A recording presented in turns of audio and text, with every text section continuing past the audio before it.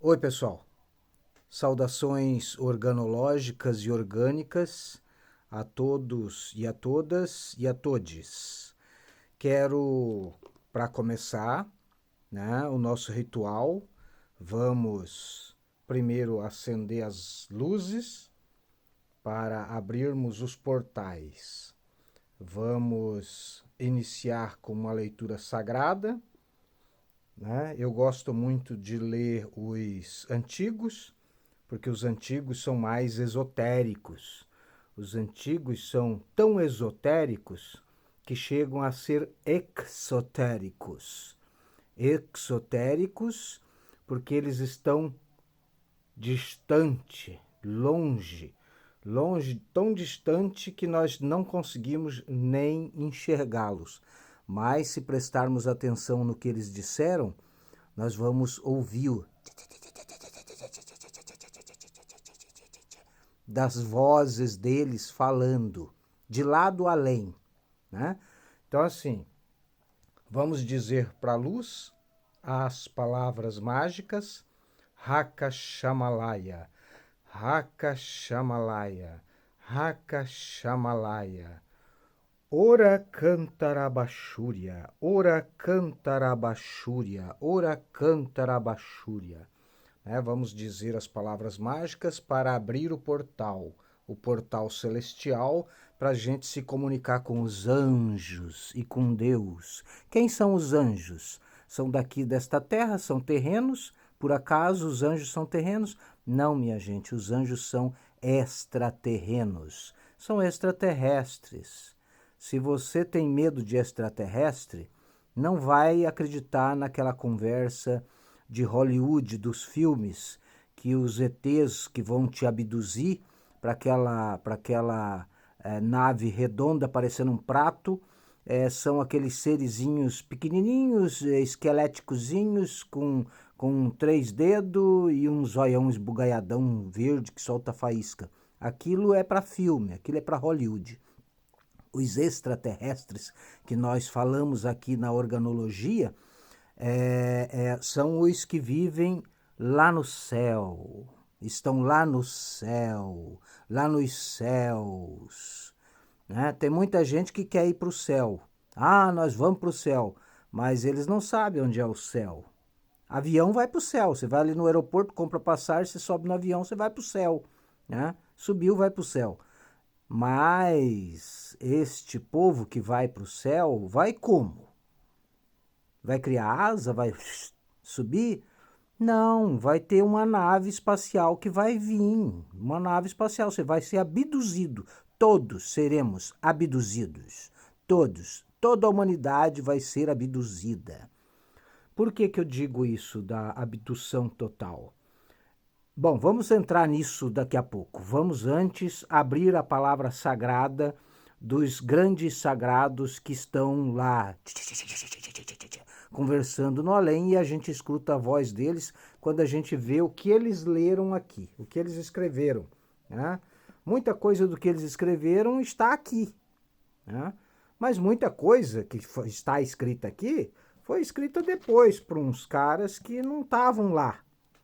Mas escreveram. Então, já que o que os antigos escreveram está aqui, vamos consultar. Hakashamalaya, Alakashalanta, Olamalanta.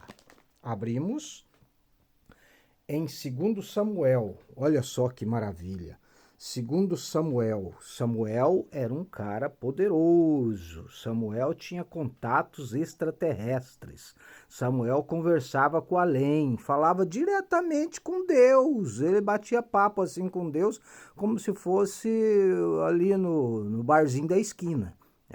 Ele levava a sério essa coisa. E é bom a gente levar a sério também. Então vamos ver aqui. Onde que saiu? 14 de 2 Samuel. Eu já estou olhando para o 14. O primeiro número que eu vi aqui, foi esse 14 grandão aqui. Então vamos ler o 14 do 2 Samuel. Está lá no Antigo Testamento. Antigo Testamento. 5.000 anos atrás.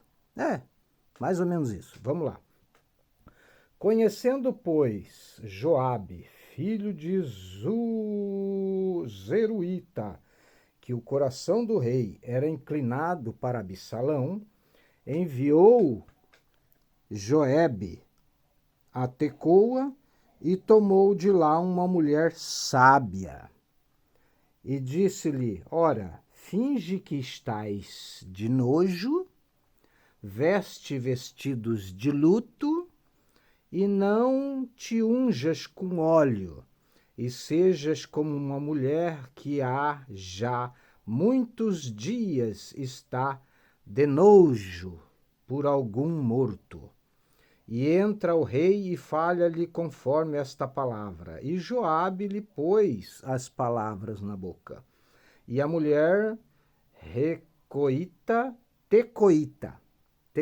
de Tecoa.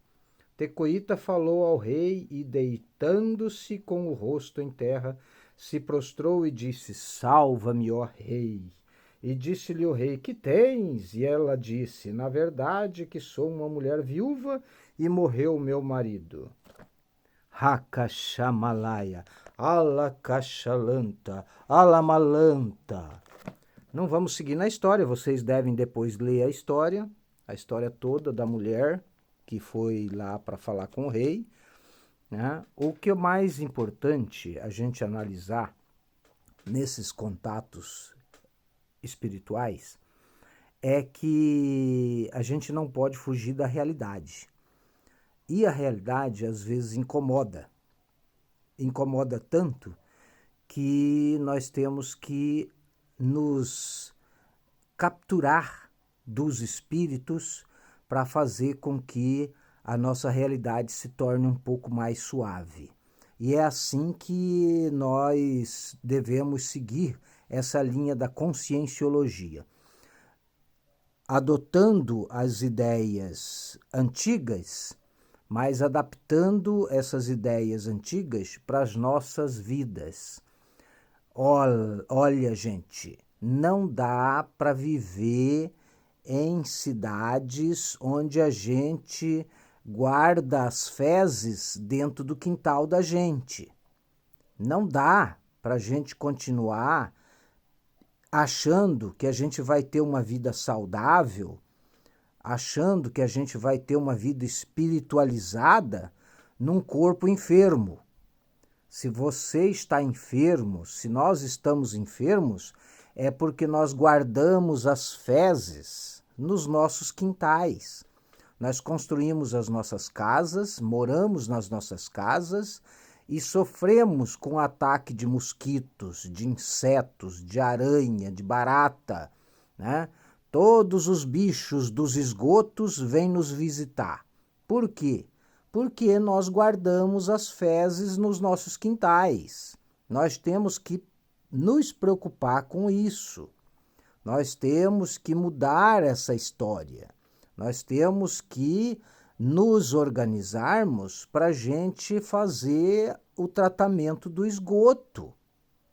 Porque se a gente convive com as fezes, não vai ser fácil ter uma evolução espiritual, não vai ser fácil a gente ver os espíritos, ver Deus, enxergar os anjos, olhar para o céu.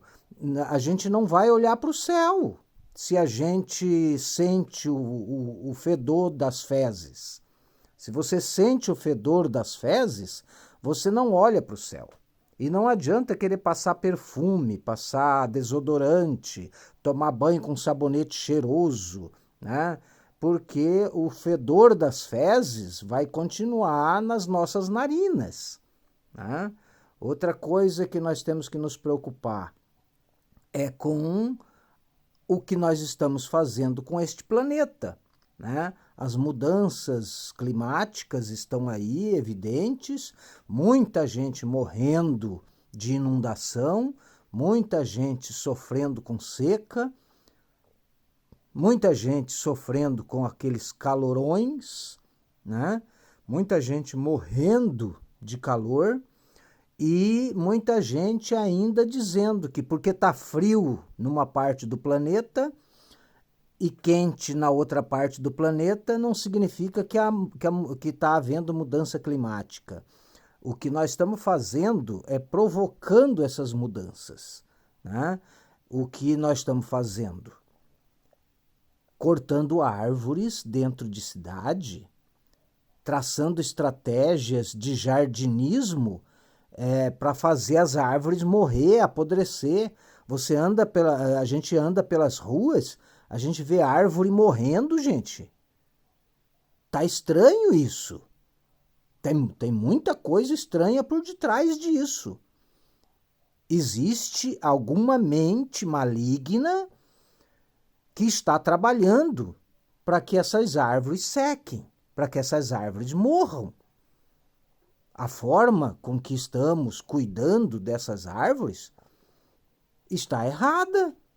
Porque se a gente cuida das plantas, cuida das árvores, nós temos na nossa sociedade organizada, bom, pelo menos a gente diz que é uma sociedade organizada. Nós temos uma sociedade organizada, espiritualizada, né? Que gosta da vida espírita, que gosta da vida saudável, mas que não sabe cuidar das árvores, né? É uma coisa esquisita, estranha, ou há algum tipo de conspiração nesse tipo de projeto. Porque deixar a árvore morrer, deixar a vida se extinguir para não fazer nada, porque para que serve uma árvore morta? Né? Para que serve uma árvore morta? Para tacar fogo? Para jogar lá no lixão? Tá muito estranho esse tipo de vida que a gente está levando. Então, quando a gente vê as pessoas esquizofrenizadas, as pessoas deprimidas, as pessoas entristecidas, as pessoas adoecidas, as pessoas enraivecidas, cheias de ódio, cheias de mágoa, de rancor, tem uma razão para isso. Esse adoecimento coletivo tem que nos incomodar. A gente vivendo como vivia Absalão, a gente vivendo como vivia Saul, né? Como viviam aquele povo perdido no deserto, né? Os egípcios pediram autorização para o faraó para saírem do Egito. Imagina, era um povo egípcio.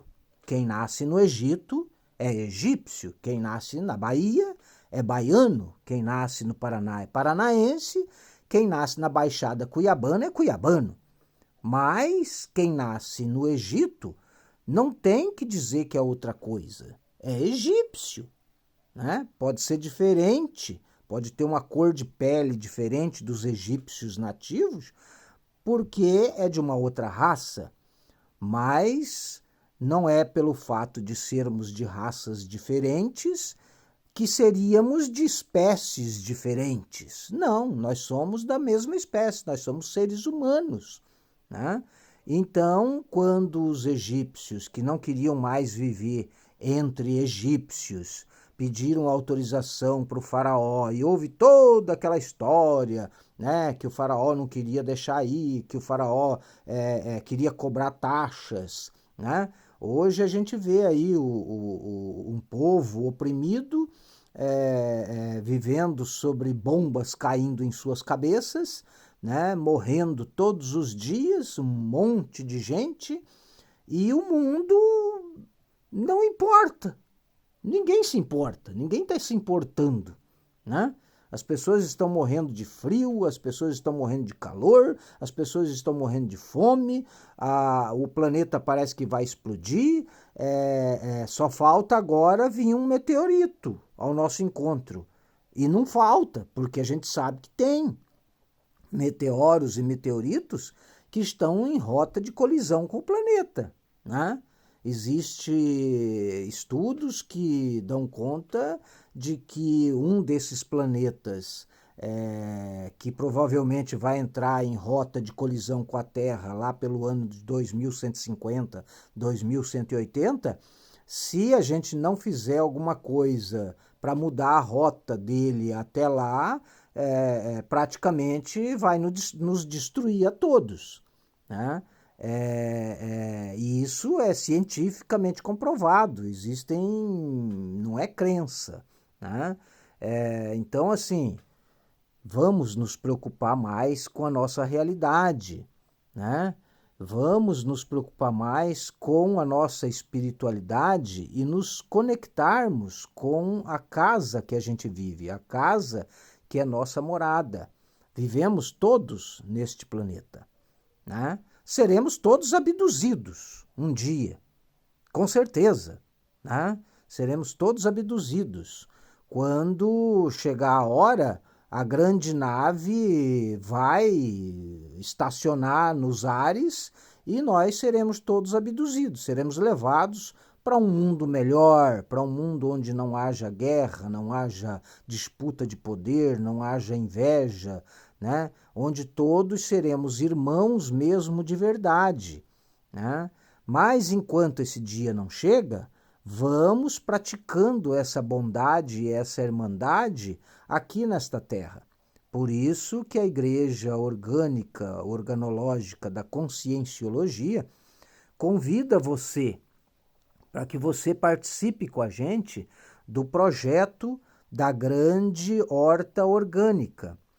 Essa horta orgânica é o nosso projeto para o futuro, não um futuro distante, nós temos que pensar nisso para um futuro muito próximo. Esta horta orgânica ela tem que ser protegida, né? Primeiro, a gente vai fazer uma horta onde tenha todos os elementos e todos os frutos capazes de você ter uma variedade para alimentar uma população, né? Um grupo, uma comunidade, né? Nós vamos viver em comunidades, seríamos várias comunidades. Primeiro vamos formar uma comunidade, essa comunidade vai ser o modelo para novas comunidades. E essas comunidades todas vão fazer parte de um grande grupo, né? De um grande projeto. Esse projeto nós vamos colocar no papel. Por isso eu estou pedindo, enquanto sacerdote supremo da Igreja Orgânica Organológica, a ajuda de especialistas, a ajuda de você que é engenheiro, você que é agrônomo, você que é veterinário, zootecnista, venha com a gente, escreve isso no papel e venha com a gente, bote uma ideia no papel e venha com a gente. Vamos lutar por uma ideia de uma horta comunitária grande que sustente uma comunidade. Essa horta seria protegida, porque nós não usaríamos agrotóxicos nem elementos químicos ou carcinogênicos, né? Por incrível que pareça, tem gente que usa isso, né? Mas deixa para lá, a gente sabe o poder que essa gente tem, né? Essa gente é perigosa, né? Já teve alguém aqui no site que me falou, olha, cuidado, mestre, o senhor está mexendo num vespeiro, numa caixa de abelha, né? Tem muita gente que ganha dinheiro com isso e vive muito bem lá nos outros mundos, né? Vive lá na Flórida, né? Vive lá nas Bahamas, vive lá no Mediterrâneo, né? Na França, na Alemanha, e envenena aqui, a nossa comida aqui. Lá eles não comem comida com agrotóxico, né? Com ogrotóxico, né? E aqui eles vendem comida para nós com esse negócio, né? Eu estava vendo um estudo que dá conta de que para você produzir batata inglesa, você tem que usar mais de 35 tipos de veneno, né? Então, até na banana estão botando veneno. Então, assim, temos que nos preocupar com essa questão e eu conclamo com muita paixão vocês para entrarmos nesta corrida para que a gente consiga 500 mil hectares, né? Se a gente conseguir 500 mil hectares para a gente plantar, já vai ser muito bom, porque no meio dessa área a gente produziria a horta orgânica, os alimentos, as frutas, né, necessárias para a população, e ao redor dessa área a gente plantaria as árvores nativas, naturais, faríamos um reflorestamento até para segurar o vento, segurar o clima, manter uma redoma climática ao redor onde as pessoas estão morando. E sobre esta comunidade, nós temos que construir a nossa nave-templo. Vamos chamar assim, eu quero chamar assim, de nave-templo. É uma nave que vai servir de templo, uma nave que vai nos lembrar o tempo todo que nós viemos de um outro mundo. Nós somos poeira de estrelas, né? As estrelas estão lá fora, nós fomos semeados nessa terra e para as estrelas nós voltaremos. Ninguém volta para a estrela voando, nem abelha não voa para o céu, nem abelha, nem passarinho. O máximo que os pássaros voam é 10, 15 quilômetros para cima, só algumas espécies, né? Então, assim, seremos abduzidos com certeza por grandes naves espaciais e iremos para planetas onde não existem essa usura econômica poderosa que nos mantém escravos diariamente, sofrendo, levantando às 4, 5, 6 horas da manhã para pegar um ônibus, para pegar outro ônibus, para pegar mais outro ônibus, para poder pegar um metrô, para depois pegar outro ônibus, para chegar no trabalho, bater o cartão e trabalhar enriquecendo um cara que você nunca viu, um cara que você nunca conhece. Em troca, ele te dá o suficiente para você comer mal, comer ruim, comer comida ruim, comer mal, comer comida ruim, que um dia vai te envenenar e você vai morrer porque não vai conseguir mais trabalhar para esse cara. E aí ele te demite, te joga na rua, né? E aí você não tem direito a mais nada. Você trabalhou a vida inteira para enriquecer um cara que você nunca viu. Um cara que de repente nem é um cara, né? Porque eu acho que esses caras, eles não são caras, eles não são gente. Eu acho que eles são uma espécie de extraterrestres que são possuídos por uma entidade que eu tenho vários amigos que diriam, né, vários amigos pastores evangélicos que diriam que eram entidades satânicas, demoníacas, né? Mas eu acho que são seres de outras galáxias mesmo, né? Nós estamos já sendo escravizados por seres de outras galáxias, né? Pega uma meia dúzia de políticos desses que tem aí que falam blá blá blá blá blá blá blá blá, blá o tempo todo na televisão para você ver. Olha bem na cara desses caras. Eles têm alguns que têm cara de extraterrestre possuído por uma mente diabólica. Tem. Eu já prestei atenção e olha, tem umas caras esquisitas. Eu não sei se as caras deles são deformadas porque aparecem na televisão, mas olha, eu tenho a impressão de que dentro daquela casca que eles chamam de corpo tem um extraterrestre satânico dominando essas mentes. Porque olha, os caras só pensam em destruir, em matar, só pensam em acabar com tudo. Derrubar a floresta, cavucar buraco, derrubar a casa dos outros, destruir a vida dos outros, matar a vida alheia, né? Se você for somar a quantidade de gente que essa gente já eliminou, olha, é um absurdo. Então, assim, vamos nos preparar não para a grande desgraça, vamos nos preparar para o dia que está chegando, o dia da nossa grande libertação, o dia em que vamos olhar para a luz e vamos falar a palavra sagrada, Hakashamalaya, Hakashamalaya, Ora Cantarabachúria, e o portal vai se abrir, e o céu vai se abrir, e as grandes naves vão descer, e nós seremos todos abduzidos. Hakashamalaya, Arakantarabachúria. Um abraço para todos e olha, pensem na organologia da consciência organológica.